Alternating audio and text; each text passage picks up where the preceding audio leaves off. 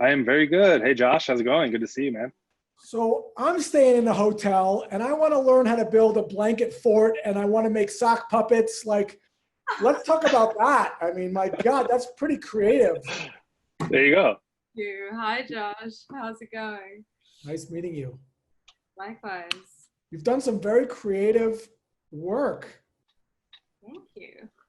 Impressive. How did you come up with that? I'm just curious about the creative process. Like, very creative ways to keep the family connected in a hotel room and off an iPad.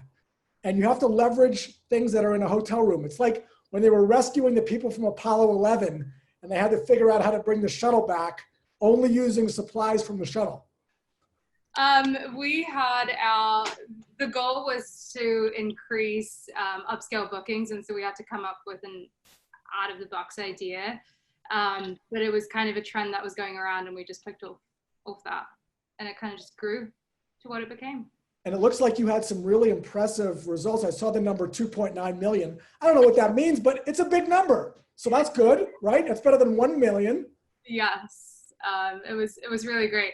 We then actually, because it was so successful as well, we then had created these phone-free zones by pools and restaurants as well. So it was good. It was a good project. And so your background, have you always been very creative in terms of thinking about these ideas? Because it's a very creative field, it seems.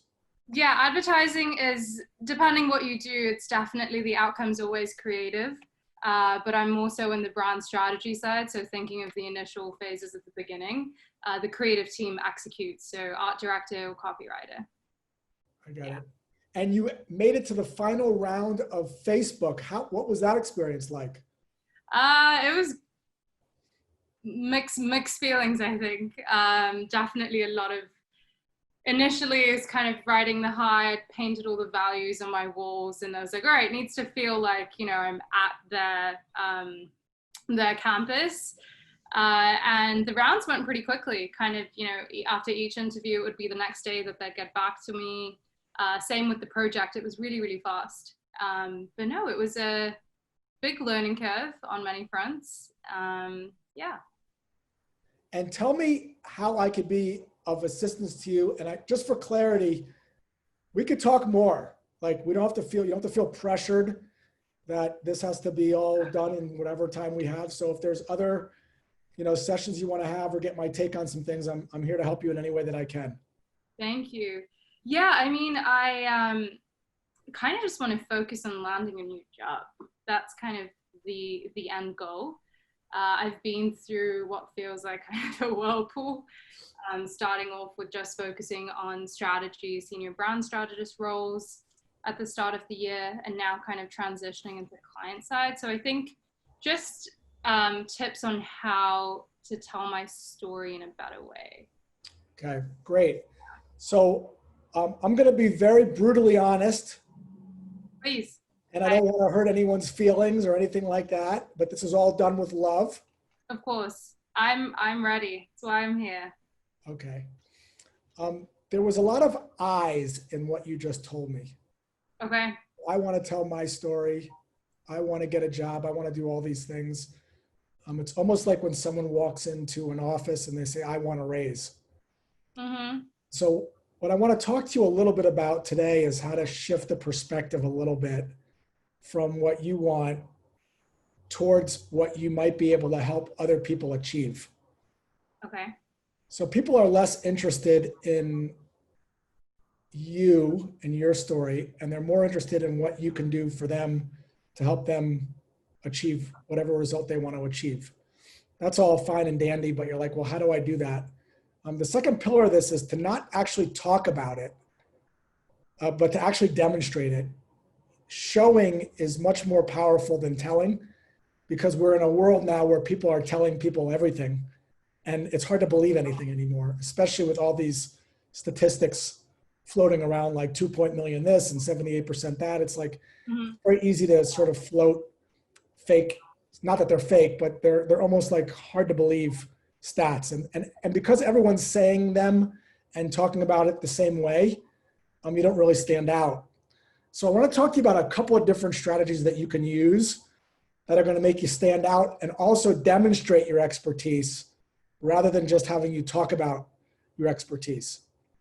So strategy number one is this. You're going to actually reach out to people in your desired companies to interview them for your TV show. It's not actually a TV show. It's a show that actually airs on LinkedIn. And you can call the show whatever you want. And what you're going to do is you're going to actually interview people in the company that you care about. Okay. And you're going to get their take on a topic that is of interest to you. And in the course of the conversation, you're going to ask them, you know, hey, what kind of challenges are you struggling with? What are some of the biggest problems you're trying to solve right now? And you're just going to kind of make note of that. And after the interview, you're going to actually post it to LinkedIn, or if you want to do a podcast, whatever is easier, you'll tag them and you'll just keep doing this. And after you interview about 8 or 10 people, you might have this transcribed using a service called Rev and send all those people a nice little book of what their colleagues also thought about these topics. And these problems that they're talking to you about, a week or so later, you're going to write them an email saying, hey, I've been thinking about this problem you were talking about, this challenge that you've been struggling with. And I've got some ideas that I wanted to share with you. I know you guys aren't looking for anyone right now, but I felt compelled to give you my take on how I would go about solving this problem. And you schedule some time with them and you take them through your perspective and your point of view. And what's going to happen when you do that is they're going to be like, wow, dude, this person's really smart. They've really thought about our business. They've given us some great ideas. Hey, you know, you want to work here? You know, so it's the idea of doing it in a little bit of a different way and also building up your reach. Mm-hmm. What I mean by reach is the more of this you do, and the more you get yourself out there, and the more of these people you tag, the more reach you have, and the more reach you have, the more opportunity you have. The more people see you, and it's the only reason that you and I are having this conversation. I mean, Haytham saw something I wrote, I'm guessing, somewhere along the way, and he's like, hey, let's talk to Josh. Same thing with you. So reach is a currency for you.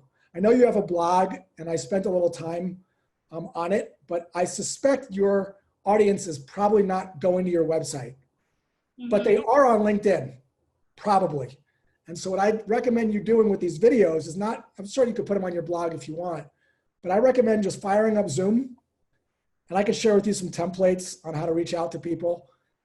And you invite them in and you just keep the interview to 10 minutes because that's the length of the video that LinkedIn allows you to push. And you just start honing your interview skills and you ask that $1 million question. You come back and you share your perspective and you kind of rinse and repeat.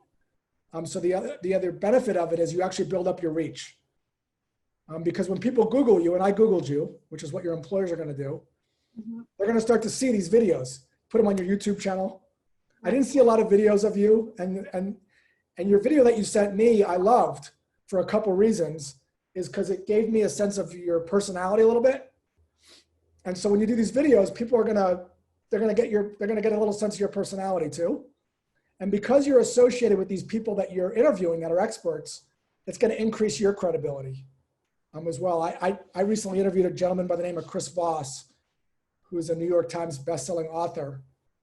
And because I interviewed him, I'm kind of associated with him now. Like, oh, you got to interview him. And I got a ton of like inbound, leads and interest of that. So the higher up you can get, you find people that are writing stuff that you like. Like, are they on, did you hear them on a podcast? Did they do a webinar? Are they speaking about a topic? Do they have a book? Like start to interview those people. Okay, that's strategy one. I want to shut up for a second and see, what you think about that or if you've considered it. I, off the bat, have not considered it, so definitely appreciate just a really thoughtful idea. More than happy to try it out.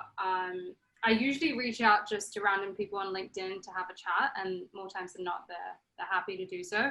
So I guess I'll just start recording them now and have them focused on a specific area. Yeah, no, this is really helpful. I will do it. Okay. I will make it happen. The second strategy, when you the Facebook example, Mm-hmm. Was there like a ad for that you applied to, or how did that come to be? When you normally look for a job and you apply for a job, what do you normally do? Is it like, are you responding to an ad and sending in like a resume and a cover letter? Yeah, so I applied off, I saw it on LinkedIn. And so I applied off their website, reached out to a community I'm part of, which is She Runs It, which is Advertising Women of New York. I had someone who just mentioned they know someone at Facebook, so then I had a referral from them. There was about 4,000 applications in 3 days, which is what the recruiter told me. And then they reached out. 4,000 applications. In 3 days. So the recruiter reached out to me via email, and that's how I... Because you had that connection? I'm pretty sure it was because of the referral. Yeah. Yeah. That kind of brings me up to my second point here. It's a very, very low percentage if you're one of those 4,000 people without that connection. Mm-hmm. Right? So you don't have to wait for a job to be posted on Facebook to apply for a job. What I mean by that is, and we'll kind of go through this in detail, and I'll send you a couple of examples. I'm actually in the chat right now. Let me share this with you. You can actually use, are you familiar with a concept called cold emailing? Yes. Yeah, so you can actually write cold emails to people where you're connecting dots. So let me explain to you what I mean by that. So Chris Voss is a great example. So Chris Voss has way more reach than I do. So normally when you're trying to reach people with a real high status and you're me, it's hard because there's not much in it for Chris. So what I did is I read Chris's book, I devoured it. Actually, I read it like 6 or 7 times. I watched his masterclass. Is he the negotiator? What's that? The negotiator? Yeah. So I've watched his masterclass as well, and I've watched it a couple of times. Yeah, so what I did is I wrote him a cold email. Okay. And I actually referenced a lot of the stuff from his book and related it to how he helped me resolve conflict with my mother-in-law. I go, what does this Abu Dhabi have to do with my mother-in-law? And I kind of related it, and it was a cleverly written email that made him feel something. Like he enjoyed it. And 2 days after, I'll send you a post, you can see the email. 2 days later, I heard from his admin and he got on the podcast. The point being that if you know how to write a good cold email, you can create jobs for yourself without having to apply for one.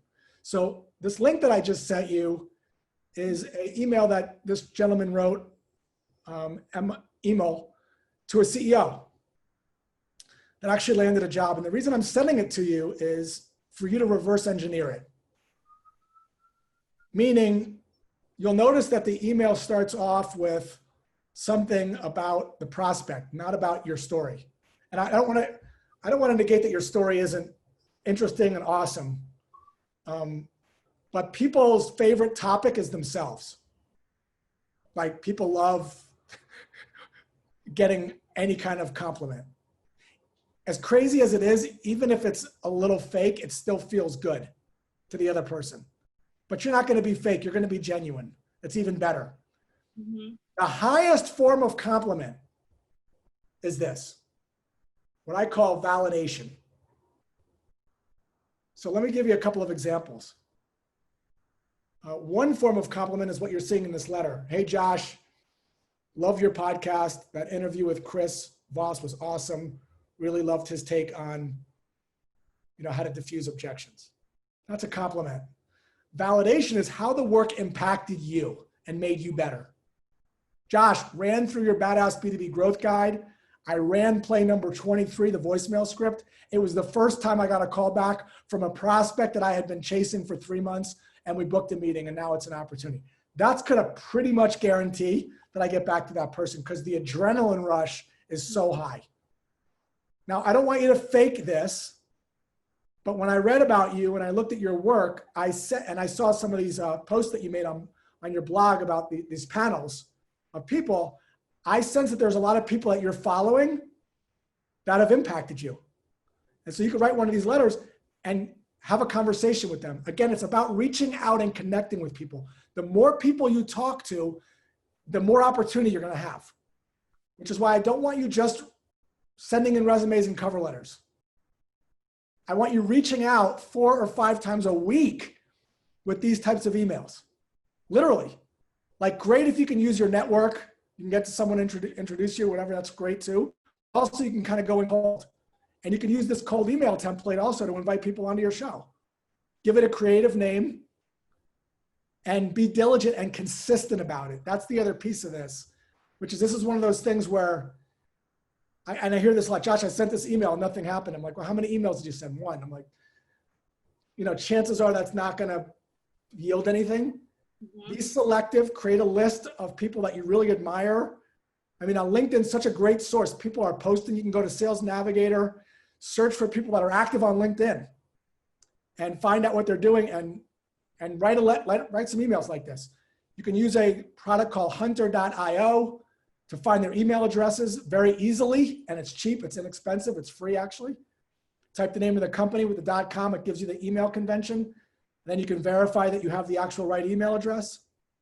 If you can't, you can call the company and say, hey, I'm looking to send some information to X.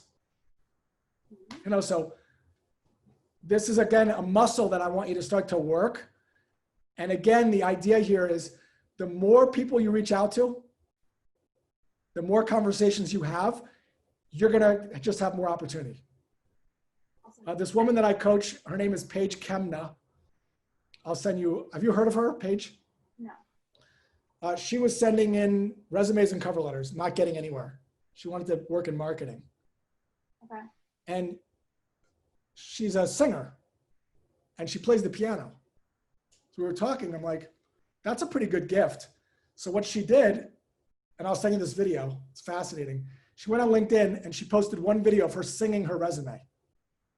She went to sleep, she woke up, it had about 85,000 views. She got about 10 job offers from companies wanting her to make videos for them, for their company. Now she's working at Zoom. No. So these are unusual mechanisms to be able to kind of stand out. You have a great personality. I saw it on your video. Not everyone's great on video. This is why I'm kind of pushing you a little bit to get in front, develop your personality on video. That's what's going to sell. People are buying you as well. So that's a second idea for you. Awesome. No, I think that's great. Just immediately, my immediate thought that comes to mind is when I first moved to New York the first year, I just had coffee dates with head of strategies at all the agencies. I didn't record it. It was just for my sake. So I have a running list of all those people that I can reach back out with this. That's even better because it's warm. Yeah, and so I've made that initial connection, not for a job, it was just really to get their perspective on what their thoughts were on strategy and where the industry is going. And that was 2 years ago now. Yeah, everybody's connected to everybody. And what you'll find when you do this, I can almost guarantee it, is that, hey, did you know there's an opening over at X? Yeah, it definitely happens all the time. I've been taking part in these mentoring chats with the strategist group.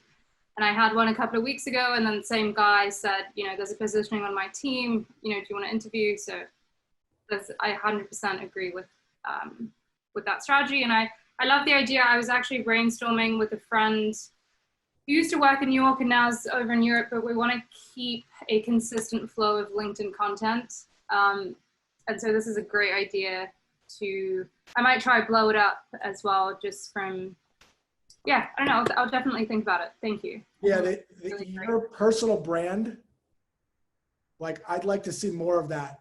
You've done a little bit of it, but if you do that and we're talking a year from now, you're just going to have so many more opportunities. I mean, I do this for my business and I'm not 10% of talented as you are.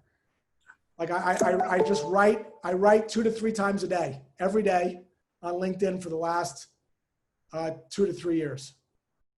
And if you have something interesting to say and you got a little personality and you're a little entertaining, because I think you have to be a little bit of a thespian, you know, I do this thing with my wife called I Teach My Wife Sales. It's just a mechanism to teach in a way that's a little entertaining. So that's another thing you could do. Interviewing people is a little easier than creating content yourself, but to the extent that you could share your perspective on a post and just flex that muscle and set a goal for yourself to maybe write 2 or 3 posts a week. No one's going to watch it at the beginning, but it's like making a deposit into your 401k plan. After a couple years, you're like, wow, look at all this reach. Look at the stuff I'm getting in my inbox. Like Sarah Brazier is a phenomenal example of this. I mean, she's probably about your age, in her early 20s. She's a SDR at a company called Gong, and she writes these posts, and she has more opportunities than you could ever imagine just because people gravitate toward her content. And LinkedIn, I don't know how long it's going to last, but right now, there's not a lot of people publishing quality work on LinkedIn consistently. And so reach is very inexpensive on that platform right now. And your audience is there, just like my audience is there, salespeople. Awesome. Yeah, I actually just saw a post this morning about this woman wanting to create a group of 30 people to get our traction up on our LinkedIn. So I'm definitely signing up to that. Yeah, I have actually a pet peeve about that personally. I don't like to rig algorithms. I don't like pods where I've been invited to these all the time. Like, let's all post at 7 and like each other's stuff. Like, forget all that shit, dude. Just post and don't worry about algorithms and things you can't control. Don't join pods. Don't fake likes. Like, just head down, wake up, write a post. Don't worry about what time you're posting it. Don't Google when's the best time. Whatever time it is works for you. Just do it consistently and just don't worry about the stuff you can't control. 2 cents on that. Awesome. Thank you. Yeah. Yeah, that's happening a lot. These engagement pods, they call them. Yeah, not a fan. And you end up seeing the same people on the same posts, and you kind of get it after a while, so it's not as valuable. Yeah, not a fan of rigging algorithms. I love it. Well, Josh is being very modest, obviously. We base a lot of our templates on his B2B growth guide, his badass guide. So we definitely encourage all of our members to get a copy of that. A couple of them have already bought it and seen some really great results from it. So Josh, thanks again. You're awesome, man, as always. And Freya will definitely hold you accountable to all of this. Yeah, Freya, anytime you want to have an additional chat, hit me up on LinkedIn, DM me, and we can talk again. Anything I can do to help you. If there's anybody in my network that you see I'm first degree connected with, that's a third kind of tip. I don't know if you've done this. Go through everyone in your network, see who they're first degree connected with, and see if there's intros to be made. But I'm happy to help you anytime. You're awesome. I appreciate it. Thank you so much, Josh. These All right, are Freya, have a Very good one. cool. unique tips. Thanks, guys. Have a great day. Thanks.